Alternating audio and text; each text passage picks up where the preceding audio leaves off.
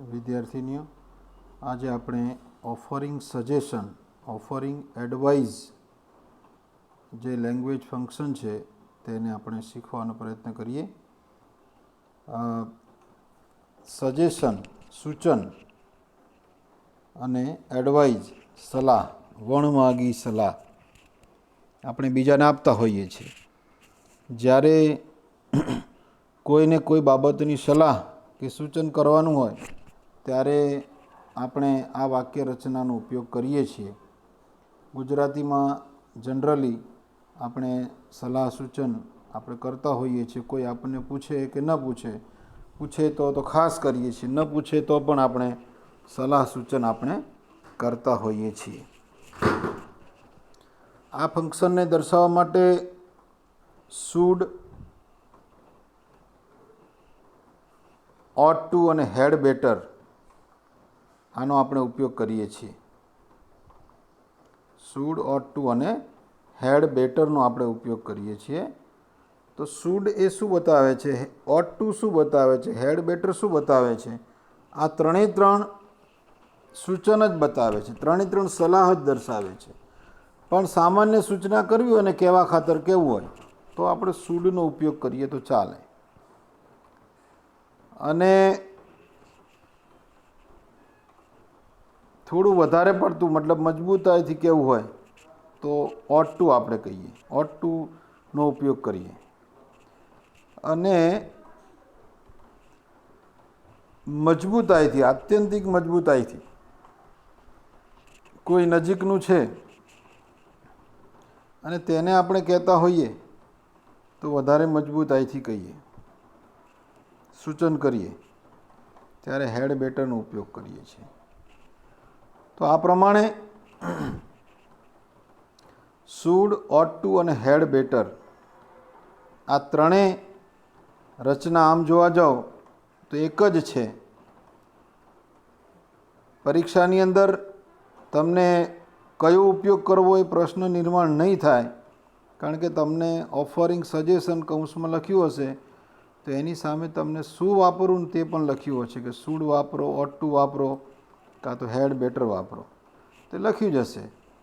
અને તે સિવાય જ્યારે વિકલ્પ પસંદગીમાં જે 4 વાક્યોમાંથી આપણે વિકલ્પ પસંદ કરવાના હોય છે તો એમાં પણ તમને શુડવાળી રચના હોય, હેડ બેટર રચના હોય કાં તો ઓટ ટુની રચના હોય તો તમે સ્વાભાવિકપણે ઓફરિંગ સજેશન ત્યાં વિકલ્પ તરીકે મૂકી શકો છો. બરાબર? એટલે તમારી સમક્ષ કોઈ સમસ્યા કયું વાપરવું ને તેનું નિર્માણ થશે નહીં. પણ દરેકનો ઉપયોગ અલગ અલગ છે તે આપણે જોઈ લેવો જોઈએ. બરાબર છે? જુઓ, પહેલું છે શુડ. આપણે જોઈએ તો અહીં વાક્ય રચના સાથે જ લખ્યું છે શુડ. તો had, he is weak, he should drink milk, આવું લખ્યું છે. He is weak, he should drink milk. તે નબળો છે, વીક છે, તો તેને શું કરવું જોઈએ? તો જનરલી આપણે કહીએ કે ભાઈ દૂધ પી, દૂધ, એમ નબળાઈ દૂર થશે. કોઈ એમ કે ભાઈ દવાખાને ડૉક્ટરને બતાય, કોઈ કે ભાઈ એક્સરસાઇઝ કર, જે કહેવું હોય તે કહી શકાય. સજેશન જેને કરવું છે એને તો કંઈ પણ કરી શકે. પણ અહીંયા આપણે લખ્યું છે હી શુડ ડ્રિંક મિલ્ક, તો તે નબળો છે તો તેને દૂધ પીવું જોઈએ અથવા દૂધ પીએ, આ એને આપણે સજેશન કરીએ, તું તારે દૂધ પીવું જોઈએ, દૂધ પીએ. બરાબર? આ સજેશન કર્યું. તો આમાં શું વપરાયું છે? જો હી એ સબ્જેક્ટ છે, શુડ છે, પછી ડ્રિંક, શુડ પછી હંમેશા મતલબ મોડલ ઓક્ઝિલરી છે શુડ એ, અને એના પછી હંમેશા V1 આવે એક્ટિવ રચનામાં. પેસિવમાં શુડ બી થાય, એની પછી ઓબ્જેક્ટ વપરાયું છે. બરાબર? એટલે સબ્જેક્ટ, શુડ, V1 અને ઓબ્જેક્ટ. પછી બીજી રચના ought to ની છે. હી હેઝ ફીવર, તાવ છે તેને, હી હેઝ ફીવર. તો શું કહે છે કે ભાઈ તેને ડૉક્ટરનો સંપર્ક કરવો જોઈએ, ડૉક્ટરને બતાવવું જોઈએ. તો હી ought to consult a doctor. He has fever. He ought to consult a doctor.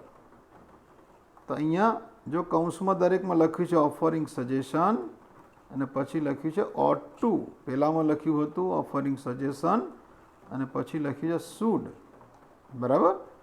તો he ought to consult a doctor.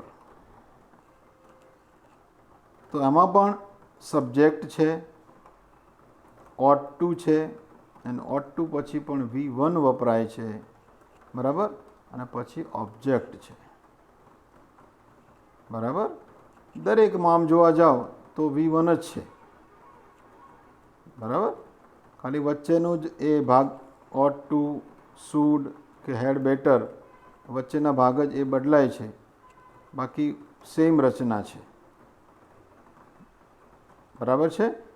જુઓ એની પછી ત્રીજી વાક્ય રચના છે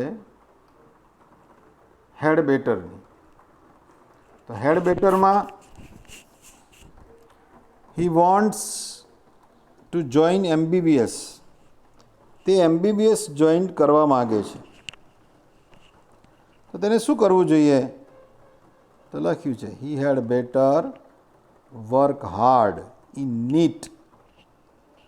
તેને નીટમાં વધારે મહેનત કરવી પડશે, મહેનત કરવી જોઈએ. નીટમાં વધારે તેને મહેનત કરવી જોઈએ. તો આ સલાહ આપી, ઓફરિંગ સજેશન, ઓફરિંગ એડવાઇસ અને પછી હેડ બેટર. બરાબર. હવે તમને એક વાક્ય આ પ્રકારનું કોઈ પણ આપેલું હશે અથવા નહીં આપેલું હોય તો અડધું વાક્ય આપેલું હશે કંઈ પણ અને એના ઉપરથી તમને સૂચન મળતું હશે કે આ પ્રકારની વાક્ય રચના આપણે કૌંસમાં આપેલું છે તે પ્રમાણે બનાવવાની છે. પણ આપણને આ સ્ટ્રક્ચરલી એની ખબર હોવી જોઈએ, બંધારણીય રીતે એની રચનાત્મક શું છે બાબત, રચનાત્મક વાક્ય રચના કેવી છે તે આપણને ખબર હોવી જોઈએ. તો એમાં પણ સબ્જેક્ટ, હેડ બેટર, V1 અને ઓબ્જેક્ટ. બરાબર. તો આ પ્રમાણે તેની રચના છે. જુઓ કેટલાક પ્રેક્ટિસ માટે વાક્યો જોઈએ આપણે. જો પહેલું વાક્ય છે યુ આર સિક. તો શું લખ્યું છે? યુ આર સિક. તો જવાબ, હવે આટલું વાક્ય તમને આપેલું છે યુ આર સિક અને પછી તમારે જવાબ લખવાનો છે કે ભાઈ તું માંદો છે. તો માંદો હોય તો શું કરવું જોઈએ? ડૉક્ટર પાસે જવું જોઈએ. બરાબર. આ સીધી સાદી વાત છે. તો જુઓ, you should contact the doctor. તારે ડૉક્ટરનો સંપર્ક કરવો જોઈએ. બરાબર છે. તો ડૉક્ટરનો સંપર્ક કરવો જોઈએ, આ સલાહ આપી. તારે ડૉક્ટરનો સંપર્ક કરવો જોઈએ, આ સલાહ આપી છે. તો ડૉક્ટરનો સંપર્ક કરવો જોઈએ. તો જુઓ હવે શુડની રચના છે આ રહી.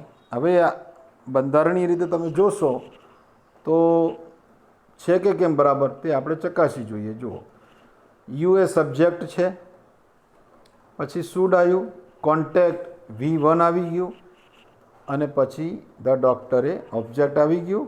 એટલે સબ્જેક્ટ, શુડ, V1 અને ઓબ્જેક્ટ. બરાબર. ફરી વખત જોઈ લો, સબ્જેક્ટ, શુડ, V1 અને ઓબ્જેક્ટ. તો જો અહીંયા આગળ છે સબ્જેક્ટ, શુડ, V1 અને ઓબ્જેક્ટ આવી ગયું. બરાબર. તો એ પ્રમાણેની વાક્ય રચના થઈ ગઈ. પણ પહેલું વાક્ય જે પ્રમાણે આપ્યું છે તે પ્રમાણે તમારે પહેલાં વાક્ય ઉપરથી તમારે વિચારવું પડે કે હવે મારે બીજા વાક્યને આને અનુસંધાને રચનાત્મક રીતે, બંધારણીય રીતે મારે લખવાનું છે. બરાબર. તો એ પ્રમાણે આપણે લખી શકીએ. બરાબર છે. જુઓ, ચાલો બીજું વાક્ય જોઈએ આપણે. વિધિ પ્લેઝ વેલ. વિધિ સારું રમે છે. વિધિ પ્લેઝ વેલ. વિધિ સારું રમે છે. તો સારું રમતી હોય તો એને શું કરવું જોઈએ? તો એને કોચિંગ ક્લાસ જોઈન કરવા જોઈએ. આ એક કોમન સેન્સ, આપણને સામાન્ય ખબર પડે કે વિધિ સારું રમે છે તો એને શું કરવું જોઈએ. તો સલાહ આપણે શું આપીશું? કોઈ તું બહુ સારું રમે છે, થોડી પ્રેક્ટિસ કર, કોચિંગ ક્લાસ જોઈન કર, આવું કંઈ પણ આપણે કહીએ એને. તો she ought to join coaching class. she ought to join coaching class. બરાબર? તો she ought to join coaching class એ જવાબ થયો. હવે સી કોના માટે વપરાયું? તો વિધિ માટે. બરાબર? સી ought to, પછી જોઈન V1 આવી ગયું. સી એ સબ્જેક્ટ છે, ought to આવી ગયું, જોઈન V1 આવી ગયું, અને કોચિંગ ક્લાસ એ ઓબ્જેક્ટ આવી ગયું. તો C ought to join coaching class થઈ ગયું. બરાબર? જો તમે આ પ્રમાણે વાક્ય રચના છે કે કેમ તે ચકાસી લો એટલે તમને ખ્યાલ આવશે. સબ્જેક્ટ આવી ગયું, ought to આવી ગયું, V1 આવી ગયું અને ઓબ્જેક્ટ આવી ગયું. આ પ્રમાણે થઈ ગયું. બરાબર છે? જુઓ પછી ત્રીજું વાક્ય. Tappu has failed in SSC exam. In SSC Tappu 10મામાં નાપાસ થયો. તો તેને શું કરવું જોઈએ? હવે પાસ થવા માટે એને શું કરવું જોઈએ? તો he had better join tuition classes. તેને હવે પાસ થવું છે તો ટ્યુશન ક્લાસીસ જોઈન કરવા જોઈએ. he had better join tuition classes. બરાબર? તો જો હવે he had better join tuition classes, તો he કોના માટે વપરાયું છે? ટપ્પુ માટે વપરાયું છે. બરાબર? હવે he એ ટપ્પુનું પ્રોનાઉન્સ છે, મતલબ સબ્જેક્ટ છે. હેડ બેટર આવી ગયું. બરાબર?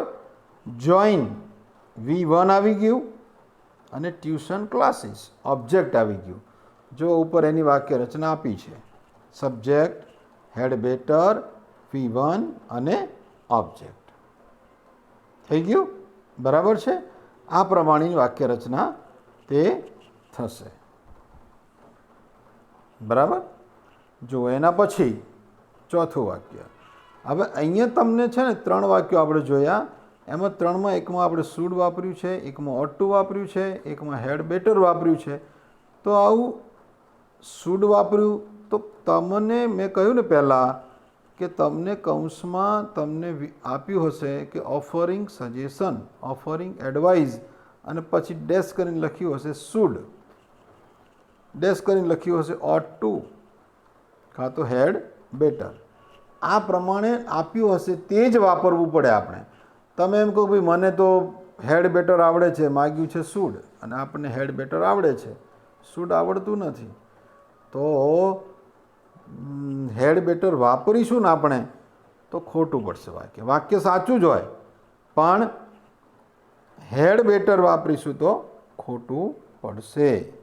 જે માગ્યું છે તે જ વાપરવું પડશે. બરાબર? એની પછી ચોથું વાક્ય જુઓ. Raju wants to go Australia. Raju Australia જવા માગે છે. તો પહેલું સ્ટેપ કયું છે? રાજુ ઓસ્ટ્રેલિયા જવા માગે છે તો પહેલું સ્ટેપ કયું છે? તો તેને IELTS પાસ કરવી પડે. આ પહેલું સ્ટેપ છે. બરાબર? તો IELTS પાસ કરવી હોય તો એ આપણે લખીએ કે ભાઈ તારે IELTS પાસ કરવી પડશે. તો એના માટે એના ક્લાસીસ જોઈન કરવા પડે. તો he ought to join IELTS classes. હવે તમને IELTS યાદ નથી આવતું, સમજી લો. આ તો મને યાદ આવ્યું એટલે મેં લખ્યું છે, પણ યાદ નથી આવતું.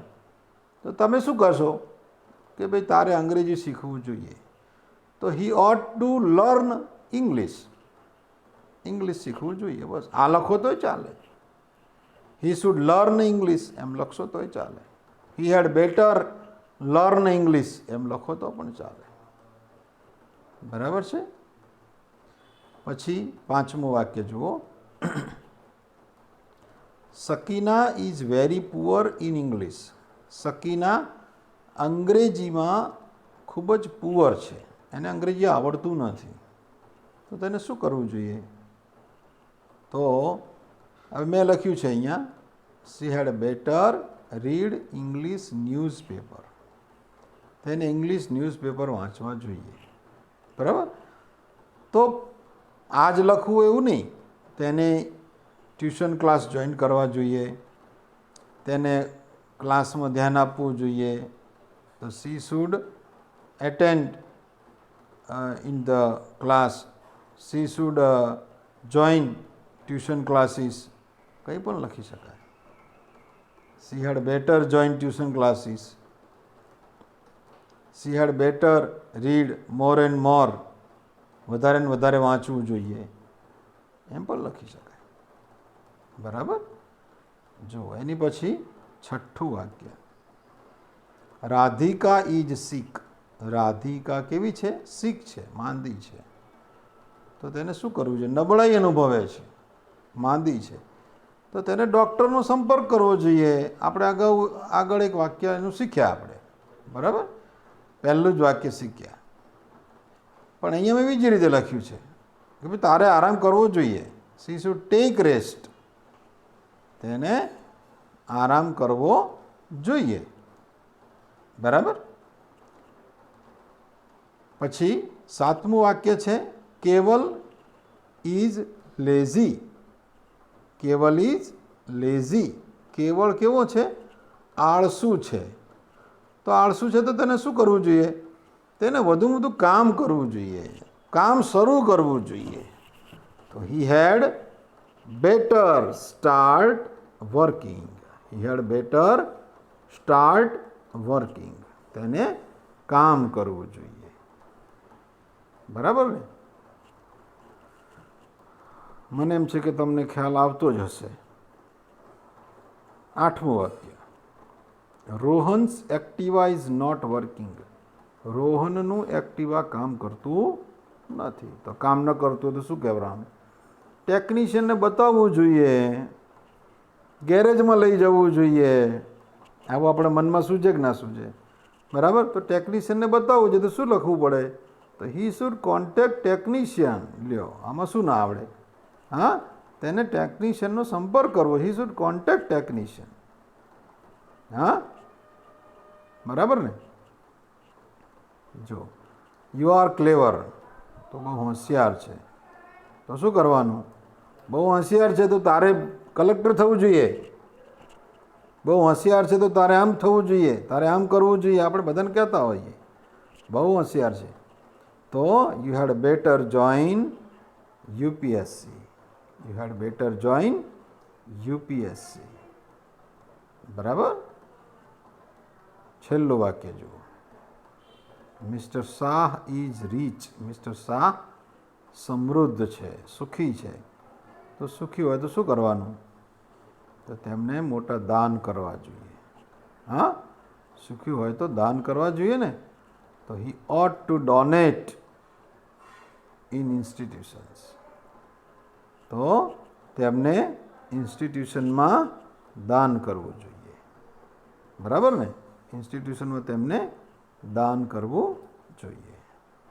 આ 10 વાક્યો કમ્પ્લીશન ઓફ સેન્ટેન્સીસની અંદર આ પ્રકારે તમારે લખવાના થશે, જે આપણે અગાઉ શીખતા આવ્યા છીએ. બરાબર છે? જુઓ, રિસ્પોન્ડ સેન્ટેન્સીસ. રાજીવ. હવે રિસ્પોન્ડ સેન્ટેન્સીસ આપણે અગાઉ શીખ્યા છીએ તે પ્રમાણે કયા પ્રકારના વાક્ય રચના આવે છે તે તમને ખ્યાલ આવી જ ગયો હશે. ખ્યાલ છે જ કે ભાઈ એક વ્યક્તિ કંઈ પણ પૂછે છે, એના જવાબમાં એક વ્યક્તિ જવાબ આપે છે. બરાબર? જો અહીંયા પહેલું વાક્ય શું છે? રાજીવ પૂછે છે એના સાહેબને, સાહેબ આઈ એમ વીક ઇન ઇંગ્લિશ. હું ઇંગ્લિશમાં નબળો છું. આઈ એમ વીક ઇન ઇંગ્લિશ. હું ઇંગ્લિશમાં ખૂબ જ નબળો છું. હવે શિક્ષક શું કહે કે ભાઈ તારે ટ્યુશન ક્લાસ જોઈન કરવા જોઈએ. You had better join tuition classes. બરાબર? You had better join tuition classes. કે ભાઈ ક્લાસમાંથી જ ક્લાસમાં શીખે છે પણ ખબર પડતી નથી, અથવા તો ખબર પડે છે પણ પૂરતી ખબર પડતી નથી, પૂરતી ખબર પડે છે પણ હજુ કેટલાક હોય ને કે 1 પાર્ટી 2 પાર્ટી 3 પાર્ટી 4 પાર્ટી વારંવાર શીખવું પડતું હોય, બરાબર. તો you had better join tuition classes, બરાબર. જો બીજું વાક્ય જોઈએ. Abhijit said I want to buy a new car. મારે નવી કાર ખરીદવી છે, હું નવી કાર ખરીદવા ઈચ્છું છું. તો મારે શું કરવું જોઈએ? તો અભય સલાહ આપે છે, સૂચન કરે છે કે you should buy new Honda car. It is good. તારે નવી હોન્ડા કાર ખરીદવી જોઈએ. It's good. તે ખૂબ સારી છે. હવે અહીંયા તમને આ જે છે ને રાજીવ, તો અહીંયા તમને કૌંસમાં વિકલ્પ આપ્યો જ હોય કે ભાઈ આનો ઉપયોગ કરો. ઓફરિંગ સજેશન અને હેડ બેટર, ઓફરિંગ સજેશન અને શુડ કૌંસમાં તમને એ આપેલું જ હશે, બરાબર. ત્રીજું વાક્ય જુઓ. Shirish said I want to watch TV now. Shirish કહે છે એની મમ્મીને હવે હું ટીવી જોવા માગું છું. તો મમ્મી શું કહે છે? You ought to finish your homework first. You ought to finish your homework first. પહેલાં તું તારું હોમવર્ક પૂરું કર. પહેલાં તું તારું હોમવર્ક પૂરું કર, પછી ટીવી જો, એમ. તો you ought to finish your homework first, એવું મમ્મી કહે છે તેને, બરાબર. ચોથું વાક્ય જુઓ. Rucha said Rohit is not good in maths. Rucha કહે છે ઋષિને કે ભાઈ રોહિતને ગણિત આવડતું નથી, એ ગણિતમાં બરાબર નથી લાગતું. તો ઋષિ જવાબ આપે કે ભાઈ ગણિતમાં બરાબર ના હોય તો એને આર્ટ્સમાં જવું જોઈએ, એને કોમર્સમાં જવું જોઈએ, પણ ગણિત ન રાખવું જોઈએ.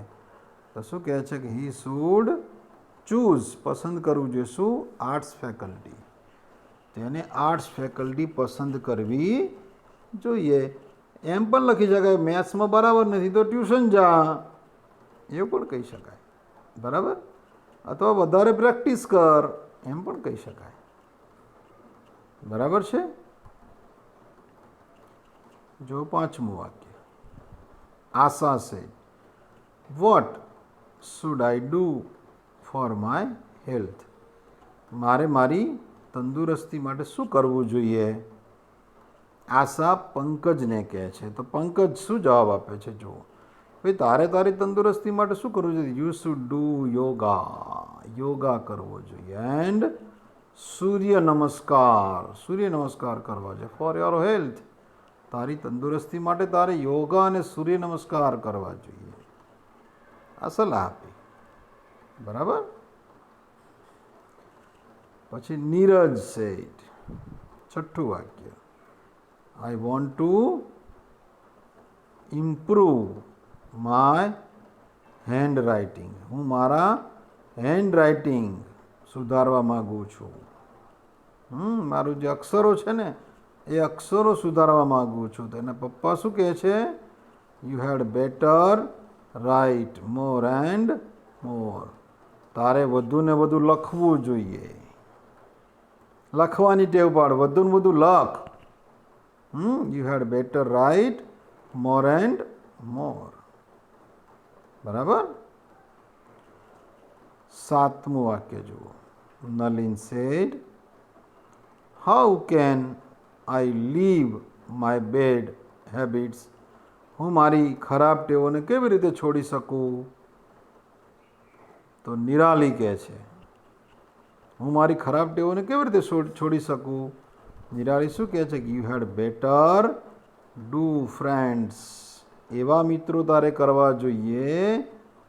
You had better do such friends, એમ લખો તો ચાલે. તો તારે એ મિત્રો કરવા જોઈએ હુ હેઝ બેસ્ટ હેબિટ્સ, જેમની પાસે સારી ટેવો છે. એવા તું મિત્રો કરીશ તો તને પણ સારી ટેવો પડશે, બરાબર.